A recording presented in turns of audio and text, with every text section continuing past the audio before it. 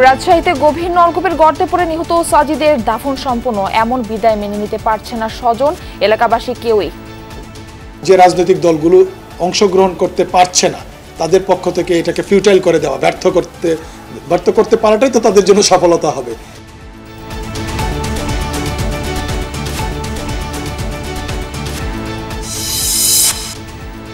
ধর্মের নামে রাজনীতি ও বিভক্তি চায় না বিএনপি, দলীয় অনুষ্ঠানে সালাউদ্দিন। অভিযোগ, আওয়ামী লীগের ভোট পাবার জন্য বিরুদ্ধে কথা বলছে না একটি দল। যারা আওয়ামী লীগের ভোট প্রার্থনা করছে তারা না বলুক, আমরা জনগণের সামনে এই কথাগুলো বলবো যে এখান থেকে আমাদেরকে বাংলাদেশকে আবার দাঁড় করাতে হবে।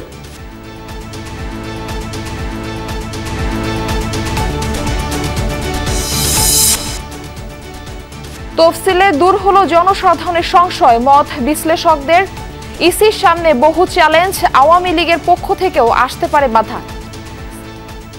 আমি ধানমন্ডি, কলাবাগান, হাজারীবাগ, নিউ মার্কেট এবং কামাঙ্গীরচরের একাংশ নিয়ে গঠিত ঢাকা 10 সংসদীয় আসনে স্বতন্ত্র প্রার্থী হিসেবে দাঁড়াচ্ছি।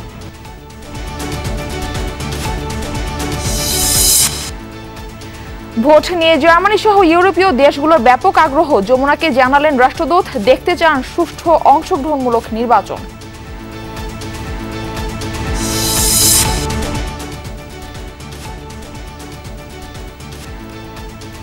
রাজশাহী শিশু সাজিদের দাফন, এমন বিদায় মেনে নিতে পারছে না পরিবার, স্বজন, এলাকাবাসী কেউই। গ্রামের বাড়িতে মাতম।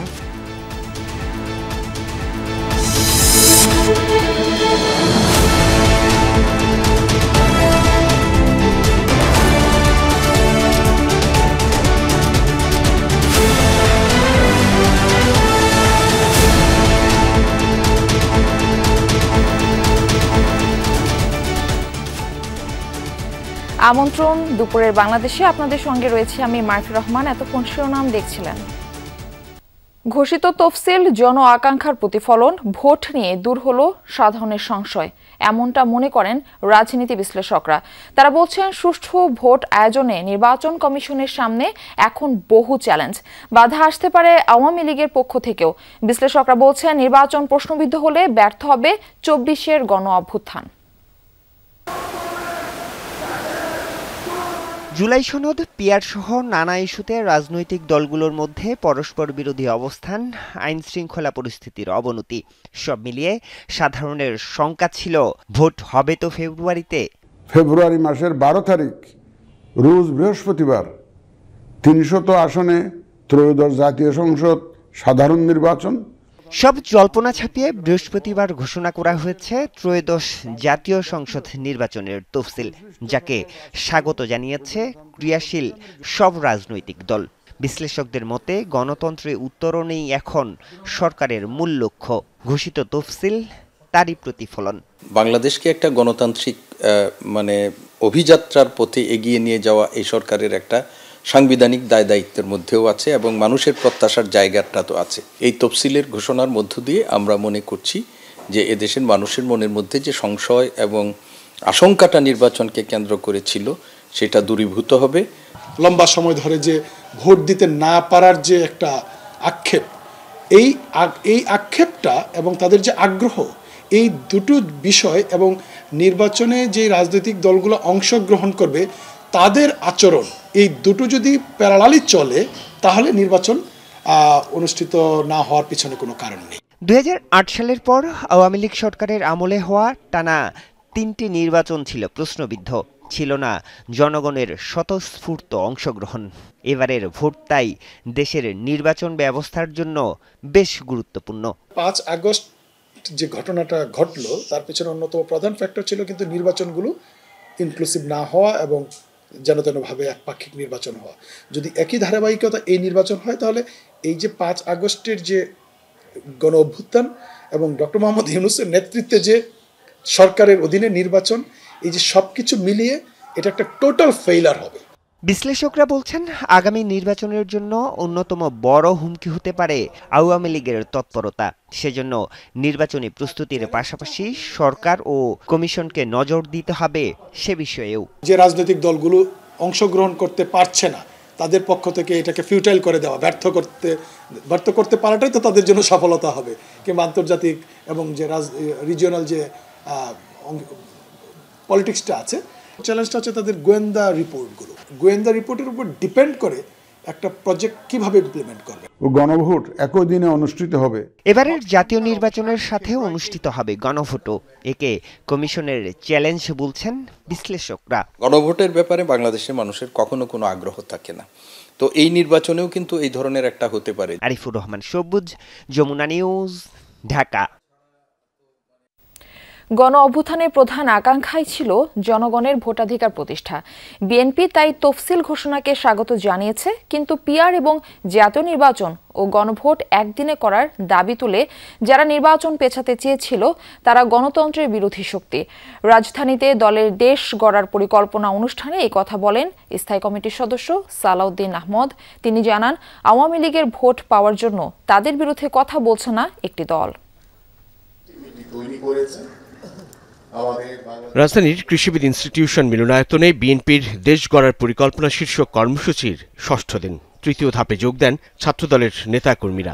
দলের ৮টি পরিকল্পনা জনগণের সামনে তুলে ধরতেই নেতাকর্মীদের প্রশিক্ষণের এই আয়োজন। বাংলাদেশের মুক্তির সনদ, মুক্তির মার্কা, ধানের শীষ। উদ্বোধনী অধিবেশনে বিএনপি স্থায়ী কমিটির সদস্য সালাউদ্দিন আহমদ বলেন, ৭১-এর স্বাধীনতা সংগ্রামকে দলীয়করণ করা ঠিক হয়নি। তার মতে মুক্তিযুদ্ধ বা ২৪-এর অভ্যুত্থান ছিল স্বতঃস্ফূর্ত এবং সর্বস্তরের আকাঙ্ক্ষা। যাদের ইতিহাস হচ্ছে ১৯৪৭ থেকে ১৯৭১ পর্যন্ত বাংলাদেশের স্বাধীনতার বিপক্ষে, তাদের কথাও আমাদেরকে বলতে হবে। যারা এ নিয়ে বলছে যে তারা মুক্তিযুদ্ধের পক্ষে ছিলেন, আমরা মাঝে মধ্যে জিজ্ঞেস করি, সেই মুক্তিযুদ্ধটা কি পাকিস্তানের পক্ষে ছিল? কিছুদিন পরে তারা হয়তো বলবে যে তারাই একমাত্র মুক্তিযুদ্ধ করেছিল, আমরা করিনি। তফসিল ঘোষণা নিয়েও কথা বলেন সালাউদ্দিন, যারা নির্বাচনের দিন তারিখ পেতে আলাপ আলোচনা ও সহিষ্ণুতার মধ্য দিয়ে বিএনপিকেও সংগ্রাম করতে হয়েছে। এই তফসিল ঘোষণা পর্যন্ত আমরা গণতান্ত্রিক চর্চার মধ্যে গিয়েছি, আলাপ আলোচনার মধ্য দিয়ে গিয়েছি, সহিষ্ণুতার মধ্য দিয়ে গিয়েছি। No PR, no election. কেউ কেউ বলেছে আগে স্থানীয় সরকার ইলেকশন, না হলে নো ইলেকশন। এরা সবাই গণতন্ত্রের বিপক্ষের শিবির। তারা নিজেদের মতো করে গণতন্ত্র চায়। আওয়ামী লীগের হত্যাযজ্ঞ, দুর্নীতির ইতিহাস জনগণের সামনে তুলে ধরার আহ্বান জানান বিএনপির এই নেতা। আমরা কখনো ধর্মের নামে রাজনীতিতে বিভক্তি আনতে চাই না, করব না। এখন আর ধর্মের বিড়ি বিক্রি করে বাংলাদেশের জনগণের সামনে ভোট চাওয়া যাবে না। যারা আওয়ামী লীগের ভোট প্রার্থনা করছে তারা না বলুক, আমরা জনগণের সামনে এই কথাগুলো বলবো যে এখান থেকে আমাদেরকে বাংলাদেশকে আবার দাঁড় করাতে হবে, টেনে তুলতে হবে। তাহলে পরে বাংলাদেশের পক্ষের যারা শক্তি তারা সবাই এক হোক। এ সময় বিএনপির সিনিয়র যুগ্ম মহাসচিব রিজভী আহমেদ শহীদ বুদ্ধিজীবী দিবস এবং বিজয় দিবস ঘিরে দলের কর্মসূচি ঘোষণা করেন। 15ই ডিসেম্বর বিজয় দিবস উপলক্ষে বিএনপির পক্ষ থেকে আলোচনা সভা অনুষ্ঠিত হবে। এদিকে গুলশানে বিএনপি চেয়ারপারসনের কার্যালয়ে মহাসচিব মির্জা ফখরুল ইসলাম আলমগীরের সঙ্গে সাক্ষাৎ করেছেন বাংলাদেশে নিযুক্ত মঙ্গোলিয়ার অনাবাসিক রাষ্ট্রদূত জ্ঞানবোল্ট তাম্বাজাও। সাইফুদ্দিন রবিন, যমুনা নিউজ, ঢাকা। পৃথিবীর কোনো শক্তি আগামী নির্বাচন বানচাল করতে পারবে না, এই মন্তব্য করেছেন প্রধান উপদেষ্টা প্রেস সচিব শফিকুল আলম। সকালে শরীয়তপুরের নুরিয়ায় সুরেশ্বর দরবার শরীফ জিয়ারত করতে যান তিনি। পরে সাংবাদিকদের প্রশ্নের জবাবে প্রেস সচিব বলেন, দেশের মানুষ নির্বাচনের জন্য অধীর আগ্রহে অপেক্ষা করছে। এরই মধ্যে বইছে নির্বাচনী আমেজ। যারা অনৈতিক দাবি নিয়ে নির্বাচন বানচালের চেষ্টা করবে তাদের শক্ত হাতে প্রতিহত করার হুঁশিয়ারও দেন প্রেস সচিব। পৃথিবীর কোনো শক্তি নাই এই নির্বাচনকে ডিসরাপ্ট করার মতো, কোনো শক্তি নাই। বাংলাদেশের মানুষ নির্বাচনের জন্য খুব অধীর আগ্রহে আছে। আপনি যেখানে জানেন, যে আমি নড়িয়াতে আসছি, আমি সব জায়গায় ব্যানার পোস্টারে আমি দেখলাম সয়লাভ হয়ে গেছে। সংসদ নির্বাচনে ঢাকা 10 আসন থেকে স্বতন্ত্র প্রার্থী হিসেবে প্রতিদ্বন্দ্বিতা করবেন উপদেষ্টা থেকে সদ্য পদত্যাগ করা আসিফ মাহমুদ সজীব ভুঁইয়া। সকালে ভেরিফাইড ফেসবুকে এই ঘোষণা দেন তিনি। গণভোটে হ্যাঁ ভোট দেওয়ার আহ্বানও জানান আসিফ মাহমুদ। আমি ধানমন্ডি, কলাবাগান, হাজারীবাগ, নিউ মার্কেট এবং কামাঙ্গীরচরের একাংশ নিয়ে গঠিত ঢাকা 10 সংসদীয় আসনে স্বতন্ত্র প্রার্থী হিসেবে দাঁড়াচ্ছি। বড় কোনো রাজনৈতিক দলের পৃষ্ঠপোষকতা, অসংখ্য নিবেদিত কর্মী, প্রচলিত ব্যবস্থায় প্রয়োজনীয় অর্থ কোনোটাই আমার নেই। আপনাদের সহযোগিতা, সমর্থনই আমার একমাত্র অবলম্বন এবং আমার দায়বদ্ধতাও থাকবে শুধুমাত্র আপনাদের প্রতি। আমি শুধু সংসদ সদস্য পদপ্রার্থী নই, গণভোটেরও প্রার্থী। ত্রয়োদশ জাতীয় সংসদ নির্বাচনে 30% ভোটারই তরুণ। শুধু প্রচারণা নয়, প্রার্থীদের ভবিষ্যৎ পরিকল্পনা এবং সেসব বাস্তবায়নের ক্ষমতাও খতিয়ে দেখছে তারা। রাজনৈতিক সংকট নয়, কাম্য সহনশীলতা। সর্বোপরি তাদের চাওয়া দিনের ভোট যেন আগের রাতে না হয়। উৎসবমুখর পরিবেশে নিজের ভোটটি সহজে ফেলতে চান ব্যালট বক্সে। লুৎফুর রহমানের ছবিতে আহমেদ রেজার প্রতিবেদন। ত্রয়োদশ জাতীয় সংসদ নির্বাচনের তারিখ ঘোষণার পর নির্বাচনী ট্রেনে এখন বাংলাদেশ। আগামী 12 ফেব্রুয়ারি অনুষ্ঠিত হতে যাচ্ছে জাতীয় সংসদ নির্বাচন ও গণভোট। এবার মোট ভোটারের 30%ই তরুণ, যারা প্রার্থীদের জয় পরাজয় নির্ধারণে রাখবেন গুরুত্বপূর্ণ প্রভাব। সেই তরুণ সমাজ নির্বাচনকে কিভাবে দেখছে? আমি যেহেতু ফার্স্ট ভোটার, প্রথম উৎসবমুখর পরিবেশে আমি ভোট দিতে যাব এরকমই প্রত্যাশা এবং সুশৃঙ্খল একটা পরিবেশে ভোট দিতে পারবো। আনন্দমুখরভাবে সবাই যেন সুস্থভাবে ভোট দিতে পারে, আমিও যেন নিজের ভোটটা ভালোভাবে দিতে পারি। আমরা আসলে ভোট দিতে চাই, নিজের ভোটটি নিজে দিতে চাই এবং যাতে কোনো ধরনের অরাজক পরিস্থিতি সৃষ্টি না হয়। বিগত সময়ে দিনের ভোট রাতে দেয়া, নিজের ভোট অন্য কেউ দেয়া সহ বিভিন্ন ধরনের কারচুপির বিরুদ্ধে সোচ্চার বাংলাদেশের তরুণরা। প্রত্যাশা, ত্রয়োদশ নির্বাচন হবে সুষ্ঠু, নিরপেক্ষ ও অংশগ্রহণমূলক। একজনে 3টা 4টা 5টা ভোট দিয়েছে, আমি যেমন ভোটার হওয়া সত্ত্বেও আমি ভোট দিতে পারিনি। এবার আমার প্রত্যাশা থাকবে এই ভোটারদের যাতে সুষ্ঠু ভোট দেওয়ার প্রক্রিয়াটা অব্যাহত থাকে। আমরা এবার আশা রাখি যে সুষ্ঠুভাবে ভোট সম্পন্ন হবে আর আমরা যেন ভোট কেন্দ্র স্বাভাবিক পাই। এবারে নির্বাচনটা আমি চাচ্ছি সুষ্ঠুভাবে হোক। আমি তো নতুন ভোটার, তা আমি নিজেই আমার ভোটটা দিতে চাচ্ছি আর কি। তরুণদের প্রত্যাশা, আগামী নির্বাচনের মাধ্যমে কর্মসংস্থান, সুশাসন, প্রযুক্তিতে সুযোগ এবং জলবায়ু সহনশীল উন্নয়নের মতো বিষয়গুলো প্রাধান্য পাবে। সামাজিক মাধ্যমে সক্রিয় এই প্রজন্ম এখন শুধু ভোটার নন, তারা নীতি নির্ধারণের প্রভাবশালী কণ্ঠ। আমরা যেন নিজেরা নিজেদের ভোটটা দিতে পারি, ভোট কেন্দ্রে গিয়ে দিনের ভোট যেন দিনে হয়। নির্বাচনটা হবে ইনক্লুসিভ নির্বাচন হবে, জনমানুষের অংশগ্রহণ থাকবে, একটা আনন্দ ঘনময় পরিবেশ থাকবে। আগে নির্বাচনগুলোতে আমরা দেখেছি যে নির্বাচনের কেন্দ্রের বাইরে অনেকগুলো বুথ থাকে, যারা অ্যাটলিস্ট বলতে গেলে ফোর্স করে যে ওনাদেরই ভোট দিতে হবে। তো এই জিনিসটা যদি আমরা নিরসন করতে পারি। প্রথমবার যখন ভোট দিতে গিয়েছিলাম বিভিন্ন হেনস্থার শিকার হয়েছিলাম।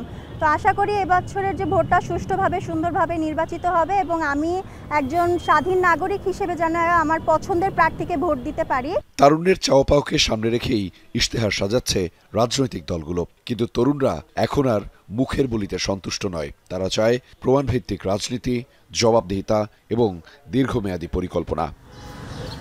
আহমেদ রেজা, যমুনা নিউজ, ঢাকা। নির্বাচনের তফসিল ঘোষণাকে স্বাগত জানিয়েছে জার্মানি। দেশটির প্রত্যাশা, বাংলাদেশের সুষ্ঠু, অবাধ, অংশগ্রহণমূলক ও সহিংসতা মুক্ত ভোট হবে আসছে ফেব্রুয়ারিতে। যমুনা টেলিভিশনকে জার্মান রাষ্ট্রদূত আরও জানান, আসন্ন নির্বাচন নিয়ে তার দেশসহ ইউরোপীয়দের ব্যাপক আগ্রহ। তাই ভোটের আগে, ভোটের দিন ও পরেও পরিস্থিতি জানতে বুঝতে বড় আকারের পর্যবেক্ষক টিম পাঠাচ্ছে ইইউ। জাতীয় সংসদ নির্বাচন ও গণভোট একই দিনে অনুষ্ঠিত হবে। সব শঙ্কার অবসান, ফেব্রুয়ারিতেই হচ্ছে আগামী জাতীয় সংসদ নির্বাচন। আগামী 2026 সালের ফেব্রুয়ারি মাসের 12 তারিখ রোজ বৃহস্পতিবার 300 আসনে ত্রয়োদশ জাতীয় সংসদ সাধারণ নির্বাচন এবং একই সাথে জুলাই জাতীয় সনদ সংবিধান সংস্কার বাস্তবায়ন আদেশ 2025-এর উপর গণভোট অনুষ্ঠিত হবে।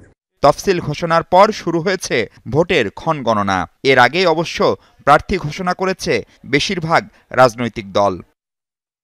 আগে থেকেই বাংলাদেশের নির্বাচন নিয়ে বন্ধুরাষ্ট্র ও উন্নয়ন অংশীদারদের আগ্রহ ছিল।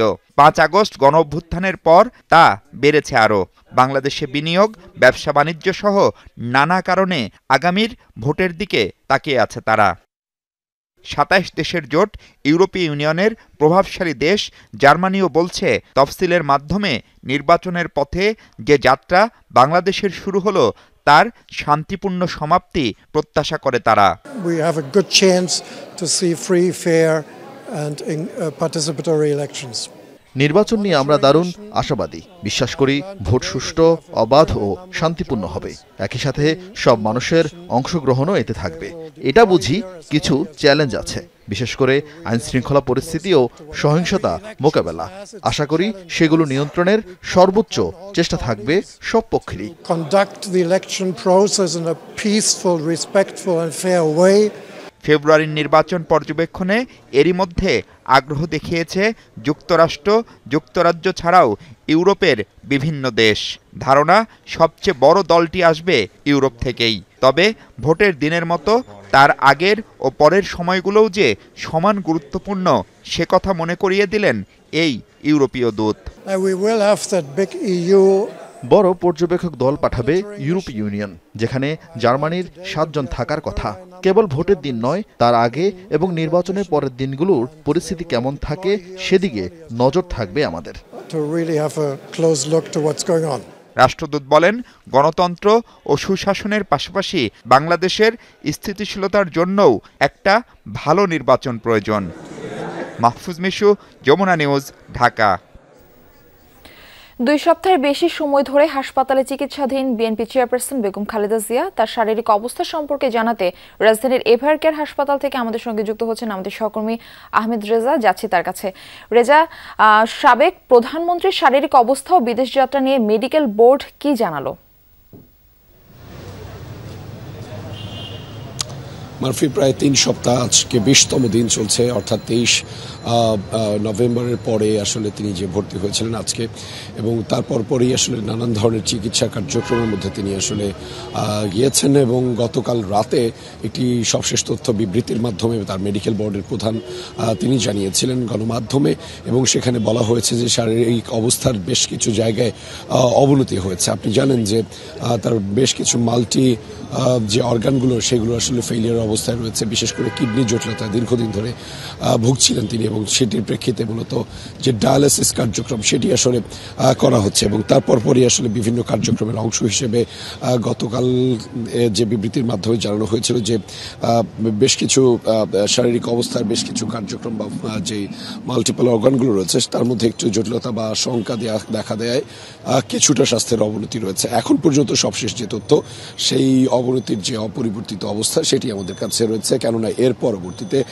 বিএনপির পক্ষ থেকে, দলের পক্ষ থেকে কিংবা মেডিকেল বোর্ডের পক্ষ থেকে সাবেক প্রধানমন্ত্রী বেগম খালেদা জিয়ার ব্যাপারে সবশেষ কোনো তথ্য দেওয়া হয়নি। এবং সেই যে সবশেষ বিবৃতি দেওয়া হয়েছিল সেখানে বলা হয়েছিল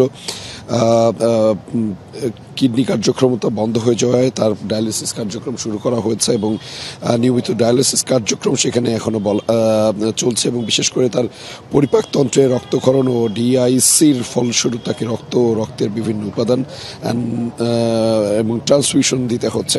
ফলে বেশ কিছু জটিলতার মধ্য দিয়ে কিন্তু যাচ্ছেন এখন পর্যন্ত সাবেক প্রধানমন্ত্রী বেগম খালেদা জিয়া, এবং সেটি কার্যক্রম শেষে বা এখন কি অবস্থায় আছে সবশেষ তথ্যগুলো নিশ্চয়ই আবার গণমাধ্যমে দলের পক্ষ থেকে অথবা মেডিকেল বোর্ডের প্রধানের মাধ্যমে সেখানে গণমাধ্যমে বলা হবে, এবং তারপর পরই আপনাদেরকে সেই সবশেষ তথ্য, হালনাগাদ তথ্যগুলো জানাতে পারবো। মারফি। রেজা, ধন্যবাদ আমাদের সঙ্গে যুক্ত হওয়ার জন্য। রাজশাহীতে পরিত্যক্ত গভীর নলকূপের গর্তে পড়ে নিহত শিশু সাজিদের দাফন সম্পন্ন হয়েছে। সকালে তানোরের কোয়েলহাট গ্রামে হয় সাজিদের জানাজা। এরপর বাড়ির পাশে কবরস্থানে সমাহিত করা হয় তাকে। শিশুটির এমন বিদায় মেনে নিতে পারছে না কেউই। সাজিদের বাড়ি জুড়ে শোকের মাতম।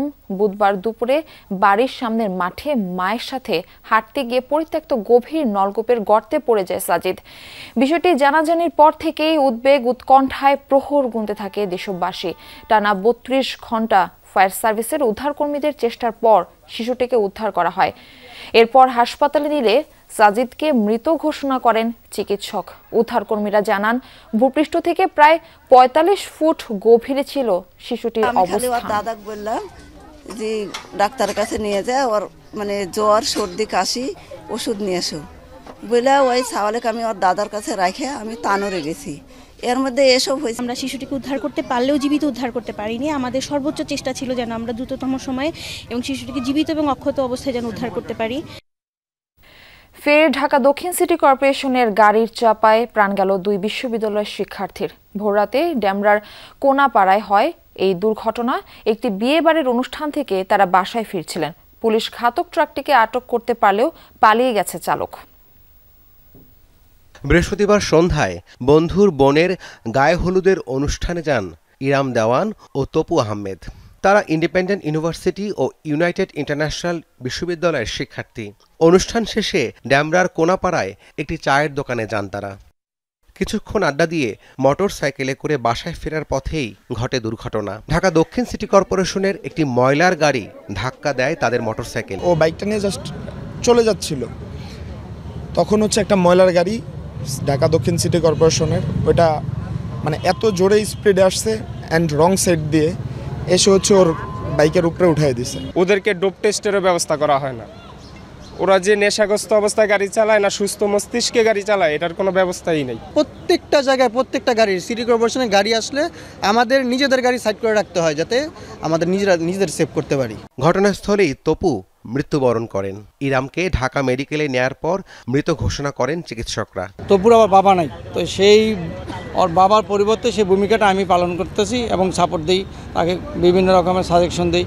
তো আমি বলছি শীতের মধ্যে যাওয়ার দরকার নেই, নাইলে তুমি এটা ক্যান্সেল করো। বলছো না, সব বন্ধুরা যাবে, তাই আমার ওখানে বিয়ের অনুষ্ঠানে যাইতে হবে। এই ঘটনায় ঘাতক গাড়িটিকে আটক করেছে ডেমরা থানা পুলিশ। আমরা চেষ্টা করব ড্রাইভার ধরার জন্য। মামলা নেব, মামলা ওসিকে অলরেডি বলেও দিছি, মামলা হয়তো হয়ে যাবে। আমরা আসামি ধরার জন্য সর্বোচ্চ চেষ্টা করব। পুলিশ জানিয়েছে চালককেও গ্রেফতারে অভিযান চলমান। রাব্বি সিদ্দিকী, যমুনা নিউজ, ঢাকা। রাজধানীর শ্যামবাজারে ব্যবসায়ী আব্দুর রহমান হত্যা মামলায় ব্যবহৃত আগ্নেয়াস্ত্রসহ প্রধান আসামি নয়নকে গ্রেপ্তার করেছে র্যাব। গতরাত 10টার দিকে কল্যাণপুর বাসস্ট্যান্ড থেকে নয়নকে সহযোগী পলাশ সহ গ্রেপ্তার করা হয়। জিজ্ঞাসাবাদের পর শ্যামপুর থেকে বিদেশি রিভলভার ও 22 রাউন্ড গুলি উদ্ধার করা হয়। পূর্ববিরোধ ও চাঁদাবাজির জেরে শ্যামপুর কাঁচা বাজারে সাবেক সভাপতি আব্দুর রহমান খুন হন বলে জানায় র্যাব। র্যাব 10-এর অধিনায়ক জানান, অভিযুক্ত নয়ন 2024 সালে আব্দুর রহমানের মাধ্যমে 60 লাখ টাকায় শ্যামবাজারে একটি দোকান কেনেন। দোকান হস্তান্তরের সময় আব্দুর রহমান আরও 24 লাখ টাকা দাবি করলে বিরোধ সৃষ্টি হয়। সে থেকেই 1 বছর ধরে চলে হত্যার পরিকল্পনা। অভিযানের চাঞ্চল্যকর এই হত্যা মামলার প্রধান আসামি এমামুল এহসান নয়ন এবং তার সহযোগী অয়ন গাঙ্গুলি পলাশ, এই দুজনকে ঘটনার 12 ঘন্টার মধ্যে গ্রেপ্তার করা হয়। গ্রেপ্তারের পর আসামি এমামুল এহসান নয়নকে জিজ্ঞাসাবাদে ডিএমপির শ্যামপুর থানা এলাকা হতে একটি বিদেশি রিভলভার, 20 রাউন্ড তাজা কার্তুজ ও হত্যাকাণ্ডে ব্যবহৃত 2টি ফায়ার করা কার্তুজের খোসা উদ্ধার করা হয়। দেশে প্রথমবারের মতো এমডিএমবি নামের নতুন আরও এক ধরনের মাদকের সন্ধান পাওয়া গেছে বলে দাবি করেছে মাদকদ্রব্য নিয়ন্ত্রণ অধিদপ্তর। ভেপ বা ই সিগারেটের মাধ্যমে গোপনে এই মাদক সরবরাহ ও বিক্রি করছিল একটি চক্র, বলছে সংস্থাটি। দেখতে পানির মতো বিভিন্ন ফ্লেভারযুক্ত উচ্চ মাত্রার সিনথেটিক হওয়ায় মাদকটির ভয়াবহতা সম্পর্কে অবহিত করে এ বিষয়ে সচেতন হওয়ার আহ্বান জানায় মাদকদ্রব্য নিয়ন্ত্রণ অধিদপ্তর। মাদকদ্রব্য নিয়ন্ত্রণ অধিদপ্তরের দাবি, ছোট ছোট কৌটায় থাকা এসব তরল দ্রব্য তীব্র নেশাযুক্ত মাদক এমডিএমবি সেবন করা হয় ই সিগারেটের মাধ্যমে, যার প্রভাবে মানুষের স্নায়ুতন্ত্রে তীব্র প্রতিক্রিয়া হয়, এমনকি শরীরের বিভিন্ন অংশ অবশ্য হয়ে যেতে পারে সেবনকারীর। জেলা ঢাকা সম্প্রতি কর্মকর্তাদের দাবি, দেশে প্রথমবারের মতো পাওয়া গেছে এই মাদক। তারা জানান, মালয়েশিয়া থেকে একটি চক্র কৌশলে এই মাদক দেশে আনার পর চক্রের মূল হোতা সহ 4 জনকে আটক করে সংস্থাটি। আর গণমাধ্যমের সামনে এই সংক্রান্ত বিস্তারিত জানান মাদকদ্রব্য নিয়ন্ত্রণ অধিদপ্তরের মহাপরিচালক। আমাদের তল্লাশিকালে কিছু ভয়ঙ্কর চালানেরও আমরা খবর পেয়েছিলাম। যেমন প্রথমে আমরা 2 জন চক্রের প্রধান হোতাকে গ্রেপ্তার করি। তাদের বাসা বাড়িতে তল্লাশি চালিয়ে 310 মিলিলিটার এমডিএমবি পিনাকা উদ্ধার করি 5টি কন্টেনারে। এরপরে সিবিডি ইনফিউজড গাঁজার চকলেট পাই, কিছু ভ্যাপ ডিভাইস এবং এমডিএমবি ব্যবহারের লিকুইড এবং বিক্রির জন্য প্রস্তুত ক্যানিস্টার উদ্ধার করি। এ সময় মহাপরিচালকের দাবি, সামাজিক যোগাযোগ মাধ্যমে বিভিন্ন গোপনীয় গ্রুপের মাধ্যমে এই মাদক বিক্রি করছে চক্রটি। সম্প্রতি আলোচিত শয়তানের নিঃশ্বাসের চেয়েও ভয়ঙ্কর বলে দাবি তার। আর ক্ষতির মাত্রা বিবেচনায় এটিকে খ শ্রেণী থেকে ক শ্রেণীর মাদকে অন্তর্ভুক্ত করার কথা জানান সংস্থা প্রধান। তথ্য প্রযুক্তি ব্যবহার করে আমাদের চৌকস কর্মকর্তারা দীর্ঘদিন ধরে ফলো করে ক্রেতা সেজে আমরা সে বিষয়গুলো উদ্ধার করেছি। আমাদের প্রক্রিয়া চলমান রয়েছে। এখানে এমডিএমবি গ্রহণের ফলে তরুণদের মধ্যে জনপ্রিয় ভেপ ডিভাইসকে একটা আড়াল হিসেবে ব্যবহার করা হচ্ছে। যেহেতু আমাদের দেশে ই সিগারেট বৈধ, সেটা বৈধতার আড়ালে এই অবৈধ কার্যক্রম চালু রয়েছে। তবে অভিযুক্তরা বলছেন ভিন্ন কথা। তাদের দাবি নেশাদ্রব্য হিসেবে নয়, বরং বৈধভাবেই এটি বিদেশ থেকে দেশে এনেছিলেন তারা। এ সময় অধিদপ্তরের কর্মকর্তাদের বিরুদ্ধে নানা অভিযোগও তোলেন অভিযুক্তরা।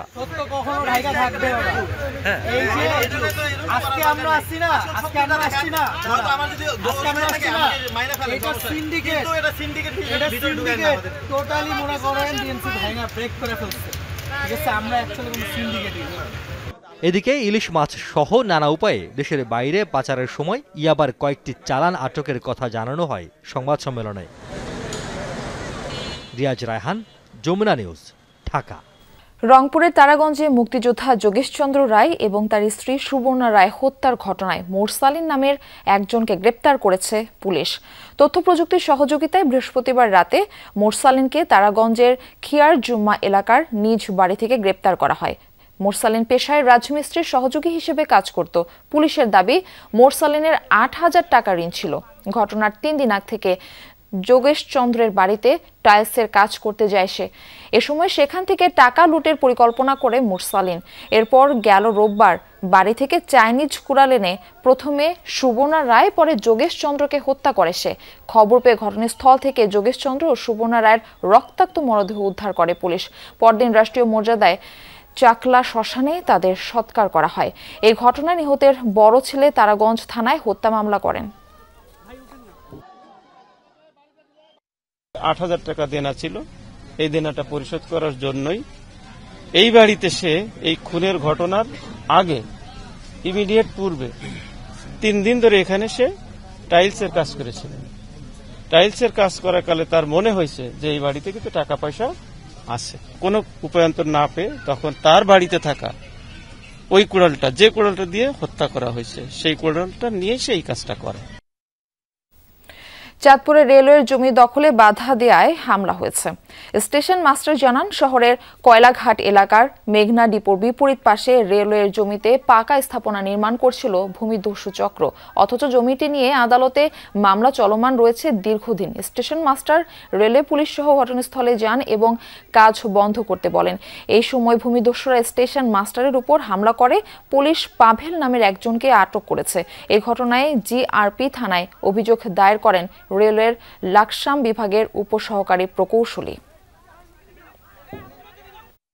মামলা কোর্টে হাইকোর্টে চলমান আছে। ওই পর্যায়ে তারা বিভিন্ন স্থাপনা করে ফেলছে এবং আরো করতেছে। ওই স্থাপনায় আমরা বাধা দেওয়ার জন্য গেলে ওরা আমাদের উপর ক্ষিপ্ত হয়ে হামলা চালায়। নেত্রকোনায় প্রায় ৩.৫ কোটি টাকা ব্যয়ে নির্মাণ করা একটি সেতুর সংযোগ সড়ক না থাকায় এর সুফল থেকে বঞ্চিত হচ্ছে এলাকাবাসী। অভিযোগ রয়েছে, সেতুর কাজ শেষ হয়েছে কিন্তু কর্তৃপক্ষের অবহেলায় বর্ষা ও শুকনো মৌসুমে ঝুঁকি নিয়ে চলাচল করতে হচ্ছে অন্তত ৩০টি গ্রামের লোকজন। তবে কর্তৃপক্ষ বলছে, ভূমি জটিলতায় আটকে আছে সেতুটির সংযোগ সড়কের কাজ। নেত্রকোনা সদর উপজেলার নারিয়াপাড়া এলাকা। ঈদগাহ মাঠের দুপাশে কয়েক হাজার মানুষের বাস। চলাচলের সুবিধার্থে একটি সেতু নির্মাণের দাবি ছিল দীর্ঘদিনের। কালিয়ারা গাবরাগাতি ইউনিয়ন পরিষদ থেকে কুমারপুর ফেরিঘাট সড়কের দূরত্ব প্রায় ৭ কিলোমিটার। স্থানীয়দের যোগাযোগ ব্যবস্থার উন্নয়নে এই সড়কের নারিয়াপাড়া ঈদগাহ মাঠ এলাকায় খালের ওপর ৪০ মিটার পিসি গার্ডার সেতু নির্মাণের অনুমোদন দেয় সংশ্লিষ্ট দফতর। পরবর্তীতে সেতু হলেও হয়নি সংযোগ সড়ক, ফলে ভোগান্তি রয়েই গেছে স্থানীয়দের। ২০২১ সালে ময়মনসিংহ অঞ্চল পল্লী অবকাঠামো উন্নয়ন প্রকল্পের আওতায় প্রায় ৩.৫ কোটি টাকা ব্যয়ে সেতুর নির্মাণ কাজ বাস্তবায়ন করে কিশোরগঞ্জের MS মির্জা কনস্ট্রাকশন এবং মামুন কনস্ট্রাকশন জেভি নামের দুইটি ঠিকাদারি প্রতিষ্ঠান। ২ দফায় সময় বাড়িয়ে সংযোগ সড়ক ছাড়াই শেষ হয় সেতুটির নির্মাণ কাজ। আমরা রাস্তা ভাঙ্গা, উন্না গেলেও কেউ অটো আইতে পারে না, রিস্ক আইতে পারে না, একটা রুগী লিয়ে যাওয়ান জানা। এটা হয়ে গেলে আমরা দান বন যাতায়াত সমস্ত কিছু আমাদের সুন্দর হয়। ব্রিজ করে তো মাটি ফালায় না, মাটি না ফালানো এই পর্যন্ত আমরা রাস্তা আটকে রয়েছে, আমাদের গাড়ি ঘোড়া আসা যাওয়া বিশাল কষ্ট হয়। কাজ শেষ হয়েছে 2 বছর হয়েছে, কিন্তু এখনো মানুষের দুর্ভোগ রয়ে গেছে। এলজিইডি কর্মকর্তা জানান, প্রকল্পের অ্যাপ্রোচ সড়কের জন্য ভূমি অধিগ্রহণের বরাদ্দ ছিল না। স্থানীয়রা প্রথমে জায়গা দিতে চাইলেও পরে সিদ্ধান্তে পরিবর্তন আনে তারা। তবে বিষয়টি দ্রুত সমাধান করার আশ্বাস দিয়েছে এলজিইডি কর্তৃপক্ষ। এক সাইডে কবরস্থান পড়ছে, আরেক সাইডে ঈদগাহ মাঠ। এই জন্য এইখানটা আসলে আর লোকাল পাবলিকের যাদের জমি আছে তারা এই জায়গাটা দিচ্ছে না। যখন কাজটা শুরু হয়েছিল প্রথমে তখন তারা বলছিল দিবে, কিন্তু আমাদের আসলে ভূমি অধিগ্রহণের কোনো ইয়া নাই। দ্রুত সংযোগ সড়ক নির্মাণ করে দুর্ভোগ লাঘবের দাবি স্থানীয়দের। সাইফ আহমেদ, যমুনা নিউজ। চাঁদপুরের দুটি আসনে মনোনয়ন নিয়ে বিভক্ত হয়ে পড়েছেন বিএনপি নেতাকর্মীরা। প্রার্থী পরিবর্তনের দাবিতে বিভিন্ন কর্মসূচি পালন করছেন মনোনয়ন বঞ্চিত নেতাদের অনুসারীরা। তৃণমূলের কর্মীরা বলছেন, দলীয় কোন্দল নিরসন না হলে এর নেতিবাচক প্রভাব পড়তে পারে ভোটের ফলাফলে। বিএনপির প্রাথমিক প্রার্থী তালিকা ঘোষণার পরপরই উত্তাপ ছড়ায় চাঁদপুরের ফরিদগঞ্জে। মনোনয়ন পরিবর্তনের দাবিতে আন্দোলনে নামেন দলের একাংশের নেতাকর্মীরা। বিএনপির শক্ত ঘাঁটি হিসেবে পরিচিত চাঁদপুর ৪ আসন। এখানে প্রাথমিকভাবে দলের মনোনয়ন পেয়েছেন সাবেক এমপি হারুনুর রশিদ। কর্মী সমর্থকদের নিয়ে চষে বেড়াচ্ছেন নির্বাচনী এলাকা। অন্যদিকে উপজেলা বিএনপির আহ্বায়ক এম এ হান্নানকে মনোনয়ন দেওয়ার দাবিতে বিভিন্ন কর্মসূচি পালন করছেন তার অনুসারীরা। এতে প্রকাশ্যে এসেছে দলীয় কোন্দল। ঐক্যবদ্ধ না হলে আসন্ন নির্বাচনে চ্যালেঞ্জের মুখে পড়তে পারে ধানের শীষ, এমনটাই বলছেন তৃণমূলের কর্মীরা। যেহেতু দুজন দুই দিক থেকে দলীয় একটা মনোনয়ন পাওয়ার বিষয় নিয়ে দৌড়াদৌড়ি করছে, সেখানে অবশ্যই দলের একটা সমস্যা হয়। আমরা ব্যক্তি নির্বাচন করব না, আমরা ধানের শীষের নির্বাচন করবো ইনশাল্লাহ। হয়তো দুই চারজন মান অভিমানে এদিক সেদিক থাকতে পারে, এটা মানে অচিরে এটা কেটে যাবে। এবং অনেক নেতাকর্মী অলরেডি আমার সাথে যোগাযোগ করছে এবং অলরেডি ফিরে আসছে তারা। ফরিদগঞ্জের জনগণের জনজোরে ভিত্তিতে জনাব তারেক রহমান সাহেব যেন আমাকে একবার সুযোগ দেয়। দলীয় মনোনয়ন নিয়ে চাঁদপুর ২ আসনেও বিভক্ত হয়ে পড়েছেন বিএনপির নেতাকর্মীরা। আসনটিতে প্রাথমিকভাবে মনোনয়ন পেয়েছেন কেন্দ্রীয় নির্বাহী কমিটির সদস্য ডক্টর জালাল উদ্দিন। এতে ক্ষোভ ছড়িয়েছে মনোনয়ন প্রত্যাশী জেলা বিএনপির যুগ্ম সাধারণ সম্পাদক তানভীর হুদা, জেলা বিএনপির সহসভাপতি এম শুক্কুর পাটোয়ারি ও ড্যাব নেতা সরকার মাহবুব আহমেদ শামীমের কর্মী সমর্থকদের মধ্যে। নানা কর্মসূচিও পালন করছেন তারা। নমিনেশন দেওয়ার পর থেকে বিএনপি কিছু গায়েবী মামলা দেওয়া হচ্ছে, তো আমরা যাতে এগুলা এই মামলা হামলা না হয়। যদি হাইকমান্ড এটা ওই ঐক্যটা সৃষ্টি করতে না পারে, এখানে একক প্রার্থী দিয়ে যদি বিএনপিকে এক রাখতে না পারে, অবশ্যই এটা দলের প্রবলেম হবে। ইনশাআল্লাহ আল্লাহ তাআলা যদি হুকুম করেন, সাধারণ মানুষ আমাদের সাথে আছে, নিশ্চয়ই জানুয়ারি মাসে চূড়ান্ত মনোনয়নের সময় আমাদের দল এটা পুনর্বিবেচনা। বিএনপির লোক যারা, ধানের শীষের লোক যারা মতলবের উন্নয়ন চান, যারা তারেক রহমান সাহেবকে পছন্দ করেন, এই যে তো লোক একজনও আমার বাইরে নাই। দল চূড়ান্তভাবে মনোনয়ন ঘোষণা করলে ধানের শীষের বিজয় নিশ্চিতে সবাই ঐক্যবদ্ধভাবে কাজ করবে, এমন প্রত্যাশা জেলা বিএনপি সভাপতির।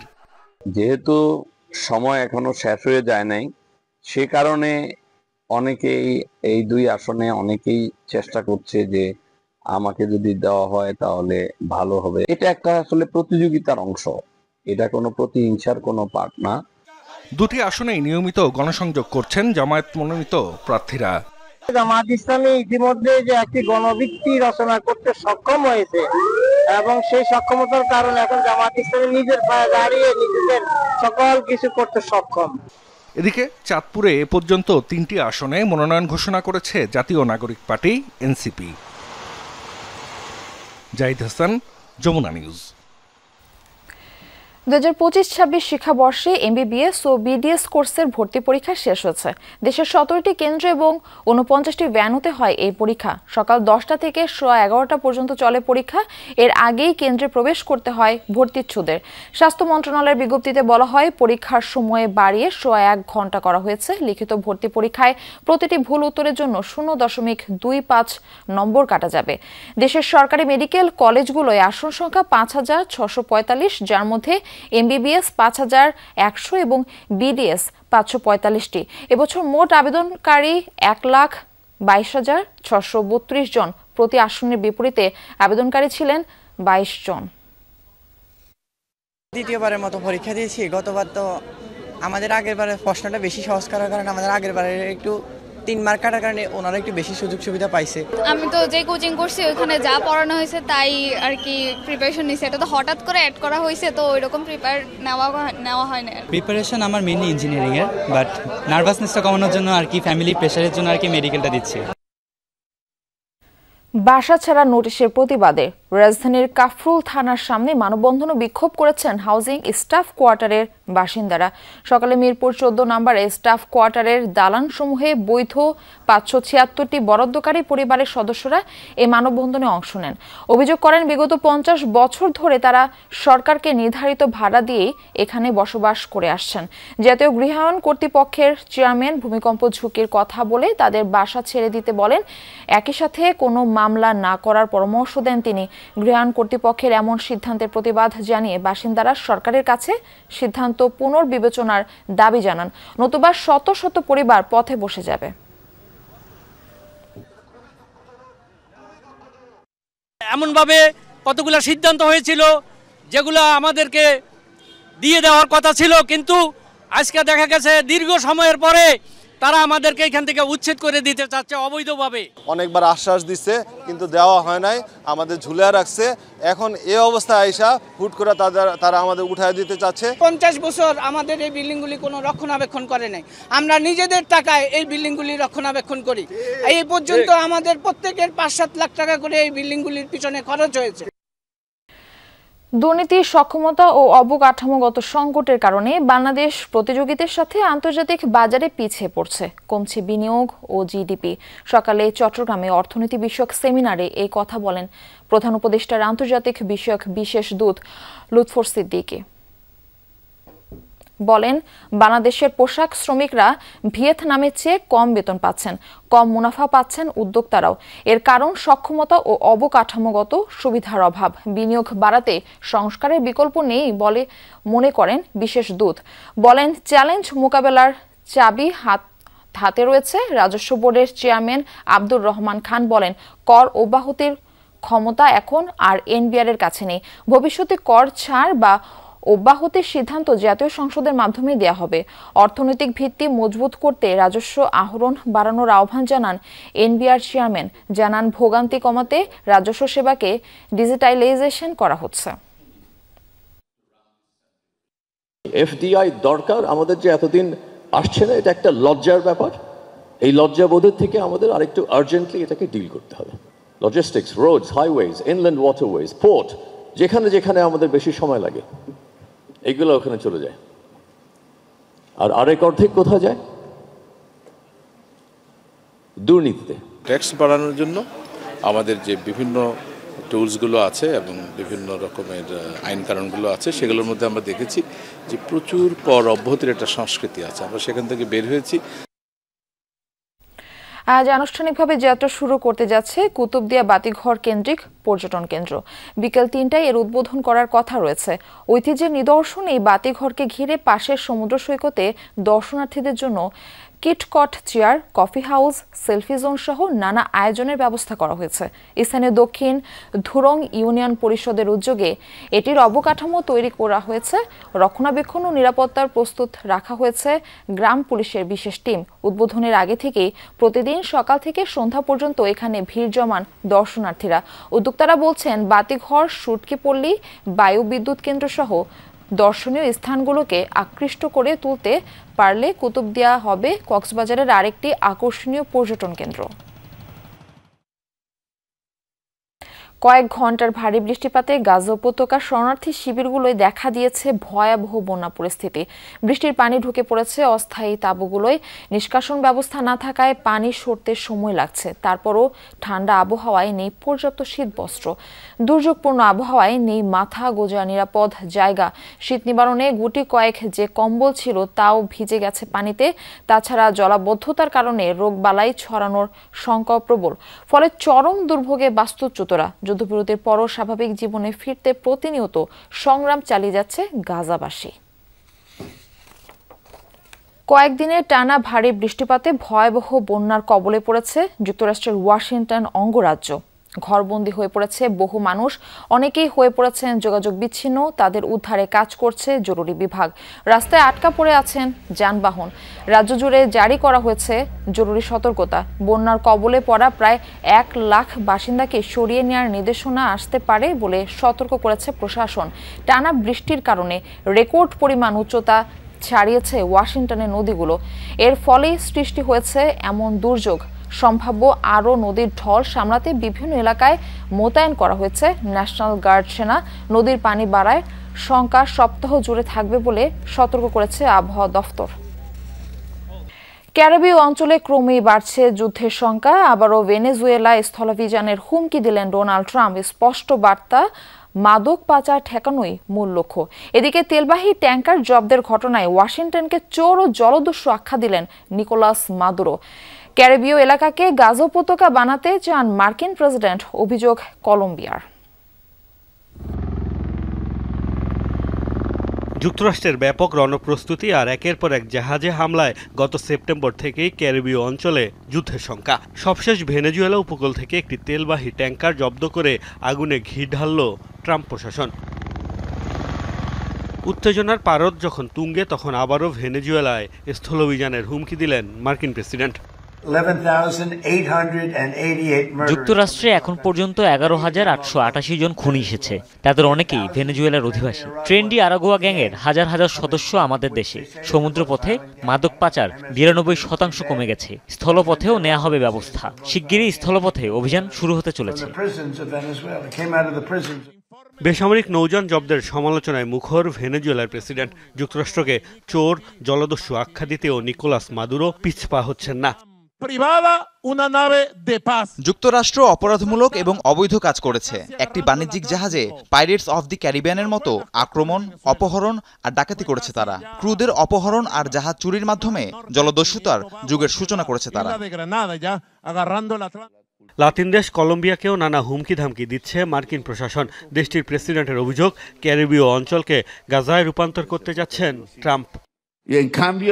গাজার মতোই পরিস্থিতি ক্যারিবীয় অঞ্চলের। এরই মধ্যে প্রাণ হারিয়েছে 100 মানুষ। হামলা বহাল থাকলে সংখ্যাটি 1000 ছাড়াতে পারে। মার্কিনিরা বলছে, আমি স্বৈরতন্ত্রকে রক্ষা করতে চাই, কিন্তু ক্যারিবীয়দের জীবন রক্ষাই মূল লক্ষ্য।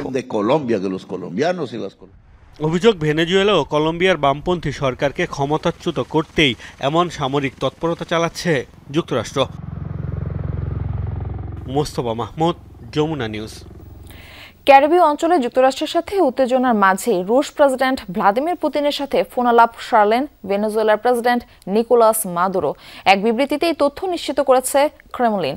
জানানো হয়, বৃহস্পতিবার এই ফোনালাপে ভেনেজুয়েলার জনগণের প্রতি সংহতি প্রকাশ করেছেন পুতিন। বহিরাগত চাপের মধ্যে জাতীয় স্বার্থ এবং সার্বভৌমত্ব রক্ষায় মাদুরো সরকারের নীতির প্রতি আবারও সমর্থন জানান তিনি। ভেনেজুয়েলার পরিস্থিতি ছাড়াও দ্বিপাক্ষিক সহযোগিতা নিয়ে আলোচনা করেন দুই রাষ্ট্রপ্রধান। দুদেশের মাঝে নভেম্বরে কার্যকর হওয়া কৌশলগত অংশীদারিত্ব ও সহযোগিতা চুক্তি নিয়েও কথা বলেন তারা। মস্কো কারাকাসের বন্ধুত্বপূর্ণ সম্পর্ক আরও এগিয়ে নেওয়ার ব্যাপারেও হয় মতবিনিময়। ব্যবসা, জ্বালানি, অর্থনীতি সহ বিভিন্ন ক্ষেত্রে যৌথ পরিকল্পনাগুলো বাস্তবায়নে দুপক্ষই অঙ্গীকার পুনর্ব্যক্ত করে। আন্তর্জাতিক শান্তি ও নিরাপত্তা ফোরামে অংশগ্রহণের জন্য তুর্কমেনিস্তানের পৌঁছেছেন রাশিয়ার প্রেসিডেন্ট ভ্লাদিমির পুতিন সহ বেশ কয়েকজন বিশ্ব নেতা। শুক্রবার তুর্কি প্রেসিডেন্ট রিসেপ তাইপ এরদোয়ান এবং তুর্কমেনিস্তানের প্রেসিডেন্টের সাথে রাজধানীর মনুমেন্ট অব নিউট্রালিটিতে পুষ্পস্তবক অর্পণ করেন তিনি। এই ফোরামে যোগ দিবেন ইরানি প্রেসিডেন্ট এবং মধ্য এশিয়ার আরও অনেক নেতা। ক্রেমলিন জানিয়েছে, সফরকালে এরদোগানের সাথে আলোচনা করতে পারেন পুতিন। এছাড়া মাসুদ পেজেশকিয়ানের সাথেও রুশ প্রেসিডেন্টের দেখা করার কথা।